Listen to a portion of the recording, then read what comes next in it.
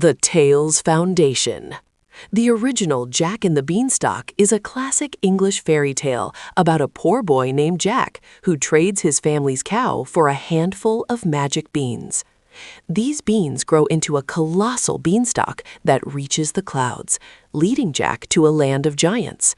Through courage and cunning, Jack retrieves valuable treasures from the giant's home, ultimately leading to his family's prosperity and the giant's demise. It's a story of adventure, opportunity, and overcoming adversity. The parody skit. In a world where the economy is in shambles and basic logic is non-existent, one boy decides to gamble his family's entire net worth on a handful of legumes. This is Jack and the Beanstalk, a financial disaster. Sound of a cow mooing weakly. Mom, we are starving. The fridge is empty, and I've been seasoning the curtains just to have something to chew on. Take Milky White to the market and sell her for gold. You got it, Mom. I'll come back with enough cash to buy that luxury yurt you've been eyeing on Pinterest. Narrator. Jack set off for the market, but he didn't get far before encountering a man wearing a fedora and a vest made entirely of hemp. Hey kid, you want to invest in a revolutionary, decentralized, organic currency? Is it Bitcoin? It's better. It's beans. They're magic.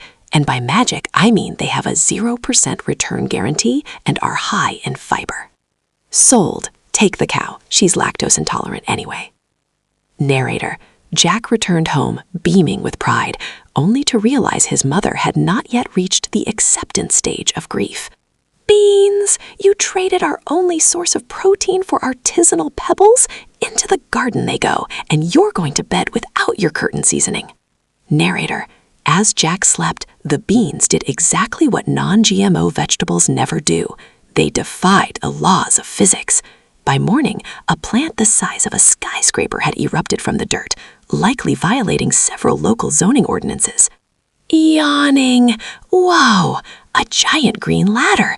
This seems like a perfectly safe and OSHA-approved thing to climb without a harness. Narrator. Jack climbed for hours until he reached a castle in the clouds, where the air was thin and the furniture was sized for someone with a very serious glandular problem. Fee, fi, fo, fum, I smell the blood of an Englishman.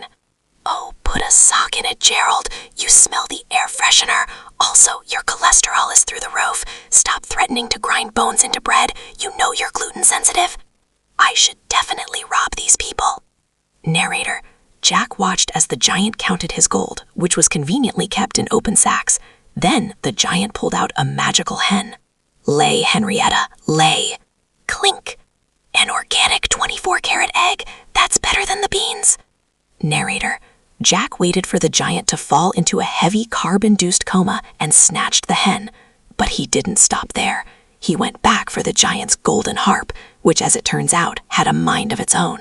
Help! I'm being kidnapped by a teenager in cargo shorts. Security, human trafficking. Hey, my decorative musical instrument is talking. Get back here, you tiny thief. Narrator. Jack scrambled down the beanstalk, followed by a 7-ton man who was surprisingly agile for someone who eats Englishmen for brunch. Screaming, Mom, get the axe, not the small one, the one we use for dramatic plot resolutions. Running out, I knew that gardening would pay off.